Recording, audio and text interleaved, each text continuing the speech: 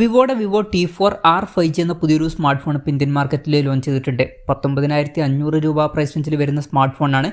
പല നല്ല ഫീച്ചേഴ്സുമായിട്ട് വരുന്ന ഒരു സ്മാർട്ട് ഫോണൊക്കെ തന്നെയാണ് ഇത്. പക്ഷേ ചില കാര്യങ്ങൾ മിസ്സിംഗ് ഉണ്ട്. എന്തായാലും ഈ ഒരു വീഡിയോയിൽ നമ്മൾ നോക്കാൻ പോകുന്നത് വിവോ T4R 5G എന്ന ഫോണിൻ്റെ ഒരു സ്പെസിഫിക്കേഷൻ അനാലിസിസ് ആണ്.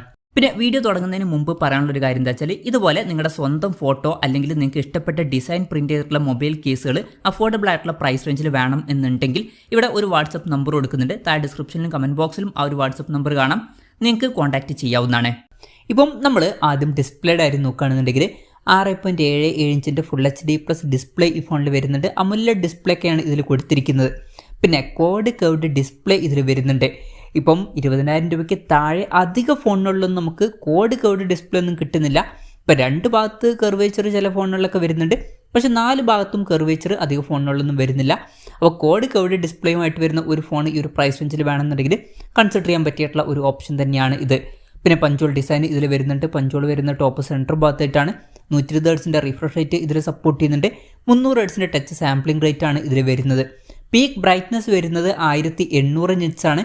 2160 ഹെർട്സിൻ്റെ PWM ഡിമ്മിംഗ് എന്നുള്ള ഫീച്ചർ ഇതിൽ വരുന്നുണ്ട്.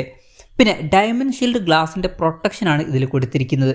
അപ്പോൾ ഡിസ്പ്ലേ ഫീച്ചേഴ്സ് മൊത്തത്തിൽ നോക്കുമ്പോൾ അത്യാവശ്യം നല്ല ഡിസ്പ്ലേ ഫീച്ചേഴ്സ് തന്നെയാണ് ഈ ഒരു ഫോണിൽ വരുന്നത്. അപ്പം ഈ ഒരു പ്രൈസ് റേഞ്ചിൽ കോഡ് കർവ്ഡ് ഡിസ്പ്ലേ അടക്കമുള്ള കാര്യങ്ങൾ ഇതിൽ വരുന്നുണ്ട്. അപ്പം ഈ ഒരു പ്രൈസ് റേഞ്ചിൽ കോഡ് കർവ്ഡ് ഡിസ്പ്ലേയുമായിട്ട് വരുന്ന ഒരു ഫോൺ വേണം എന്നുണ്ടെങ്കിൽ കൺസിഡർ ചെയ്യാൻ പറ്റിയിട്ടുള്ള ഒരു ഓപ്ഷൻ തന്നെയായിരിക്കും ഇത്. പിന്നെ ബാറ്ററിയുടെ കാര്യത്തിലോട്ട് വരികയാണെന്നുണ്ടെങ്കിൽ 5700 mAh ബാറ്ററി വരുന്നുണ്ട്. അത്യാവശ്യം തിരക്കേടില്ലാത്ത നല്ലൊരു ബാറ്ററി കപ്പാസിറ്റി ഒക്കെ തന്നെയാണ്. 44 വാട്ടിൻ്റെ ഫാസ്റ്റ് ചാർജ് സപ്പോർട്ട് വരുന്നുണ്ട്. ഇത് തിരക്കേടില്ലാത്ത ഒരു ചാർജിങ് സ്പീഡുമാണ്. പിന്നെ Type-C ചാർജിങ് പോർട്ടും ഇതിൽ വരുന്നുണ്ട്. അപ്പം ഈ ഒരു പ്രൈസ് റേഞ്ചിൽ തിരക്കേടില്ലാത്ത ബാറ്ററി സെറ്റപ്പും വരുന്നുണ്ട് എന്ന് പറയാവുന്നതാണ്. ഇനി പെർഫോമൻസിൻ്റെയും പ്രോസസ്സറിൻ്റെ കാര്യത്തിലോട്ട് വരികയാണെന്നുണ്ടെങ്കിൽ MediaTek Dimensity 7400 എന്ന പ്രോസസ്സറാണ് ഈ ഫോണിൽ വരുന്നത്. അപ്പം ഈ ഒരു പ്രൈസ് റേഞ്ചിൽ ഇത് അത്യാവശ്യം തിരക്കേടില്ലാത്ത നല്ലൊരു പ്രോസസ്സറൊക്കെ തന്നെയാണ്. അപ്പം ഈ ഒരു പ്രൈസ് റേഞ്ചിന് പറ്റിയിട്ടുള്ള ഒരു പ്രോസസ്സറും ഇതിൽ കൊടുത്തിട്ടുണ്ട്. അപ്പം അവിടെയും കോംപ്രമൈസുകളൊന്നും വരുന്നില്ല. പിന്നെ 5G സപ്പോർട്ടും കാര്യങ്ങളൊക്കെ വരുന്നുണ്ട്. 8ഓളം 5G ബാൻഡ്സ് കൊടുത്തിട്ടുണ്ട്. അപ്പം മേജറായിട്ടുള്ള എല്ലാ 5G ബാൻഡ്സും ഇതിൽ വരുന്നുണ്ട്. പിന്നെ ഫോണിൻ്റെ ബേസ് വേരിയൻറ്റിൽ 8GB റാമും 128GB ഇൻറ്റേർണലുമാണ് വരുന്നത്. 8GB റാമും 256GB ഇൻറ്റേർണലുമായിട്ട് വരുന്ന വെർഷനും 12GB റാമും 256GB ഇൻറ്റേർണലുമായിട്ട് വരുന്ന ഒരു വെർഷനും വരുന്നുണ്ട്. പിന്നെ LPDDR4Xൻ്റെ റാമും UFS 2.2 സ്റ്റോറേജ് ടൈപ്പാണ് ഇതിൽ വരുന്നത്. പിന്നെ എക്സ്റ്റെൻഡഡ് റാം എന്നുള്ള ഫീച്ചർ ഇതിൽ കൊടുത്തിട്ടുണ്ട്. അതായത് എക്സ്ട്രാ റാം വേണ്ട സമയത്ത് ഇൻറ്റേർണൽ മെമ്മറിയിൽ നിന്ന് കുറച്ച് മെമ്മറി എടുത്തിട്ട് അത് റാമായിട്ട് യൂസ് ചെയ്യുന്നതായിരിക്കും. അങ്ങനെ 12GB റാം വരെ എക്സ്ട്രാ നമുക്ക് ലഭിക്കുന്നതായിരിക്കും. പിന്നെ ഫോൺ വെട്ടനീറ്റായിരിക്കാൻ വേണ്ടിയിട്ട് കൂളിംഗ് സിസ്റ്റം ഒക്കെ ഇതിൽ കൊടുത്തിട്ടുണ്ട്. ഇതിൻ്റെ ഏരിയ വരുന്നത് 13,690 mm² ആണ്. പിന്നെ സ്റ്റീരിയോ സ്പീക്കേഴ്സൊക്കെ ഇതിൽ വരുന്നുണ്ട്. ആൻഡ്രോയിഡ് 15 ബേസ് ആയിട്ടുള്ള ഫൺ ടച്ച് OS സോഫ്റ്റ്വെയർ ആണ് ഇതിൽ വരുന്നത്. 2 കൊല്ലത്തെ OS അപ്ഡേറ്റും അതുപോലെ തന്നെ 3 കൊല്ലത്തെ സെക്യൂരിറ്റി അപ്ഡേറ്റ്സും കാര്യങ്ങളൊക്കെ ഇതിൽ വരുന്നുണ്ട്. In display finger print sensor ഇതിൽ കൊടുത്തിട്ടുണ്ട്. ഫോണിൻ്റെ വെയിറ്റ് വരുന്നത് ഏകദേശം 183.5 ഗ്രാമാണ്. തിക്നെസ് വരുന്നത് 7.39 mm ആണ്. പിന്നെ IP6869 റേറ്റിംഗ് ഇതിൽ സപ്പോർട്ട് ചെയ്യുന്നുണ്ട്. അപ്പം മികച്ചൊരു IP റേറ്റിംഗ് ഇതിൽ വരുന്നുണ്ട്. അത് വളരെ നല്ലൊരു കാര്യം തന്നെയാണ്. പിന്നെ MIL STD810Hൻ്റെ സർട്ടിഫിക്കേഷൻ ഇതിൽ വരുന്നുണ്ട്. പൊതുവെ ബിൽഡ് ക്വാളിറ്റിക്ക് ലഭിക്കുന്ന സർട്ടിഫിക്കേഷനാണ്, അതും നല്ലൊരു കാര്യമാണ്. പിന്നെ ഈ ഫോണിൻ്റെ ആർട്ടിക് വൈറ്റ് അതുപോലെ തന്നെ ട്വിലൈറ്റ് ബ്ലൂ എന്നീ കളർ വേരിയൻസ് ആണ് ഇപ്പോൾ ലോഞ്ച് ചെയ്തിരിക്കുന്നത്. ഇനി ക്യാമറയുടെ കാര്യത്തിലോട്ട് വരികയാണെന്നുണ്ടെങ്കിൽ ഫോണിൻ്റെ പിന്നിൽ ഡ്യുവൽ ക്യാമറ സെറ്റപ്പാണ് കൊടുത്തിരിക്കുന്നത്. 50 MP മെയിൻ ക്യാമറ സെൻസറാണ് ഈ ഫോണിൽ വരുന്നത്. ഇത് സോണി IMX882ൻ്റെ മെയിൻ ക്യാമറ സെൻസറാണ്. OSൻ്റെ സപ്പോർട്ട് ഇതിൽ വരുന്നുണ്ട്. അപ്പം നല്ലൊരു മെയിൻ ക്യാമറ സെൻസറൊക്കെ ഇതിൽ വരുന്നുണ്ട്. OSൻ്റെ സപ്പോർട്ടും വരുന്നുണ്ട്. പക്ഷേ ഇവർ മിസ്സിങ് ആക്കിയിട്ടുള്ള ഒരു കാര്യം എന്താണെന്ന് വെച്ചാൽ അൾട്രാ വൈഡ് ആംഗിൾ ലെൻസ് ഇതിൽ വരുന്നില്ല. 2 MP ഡെപ്ത് സെൻസറാണ് ഇതിൽ രണ്ടാമത് വരുന്നത്. അപ്പം അൾട്രാ വൈഡ് ആംഗിൾ ലെൻസ് ഉണ്ടായിരുന്നെങ്കിൽ കുറച്ചും കൂടി നന്നായേനെ. എന്നാലും നല്ലൊരു മെയിൻ ക്യാമറ സെൻസർ ഇതിൽ കൊടുത്തിട്ടുണ്ട്.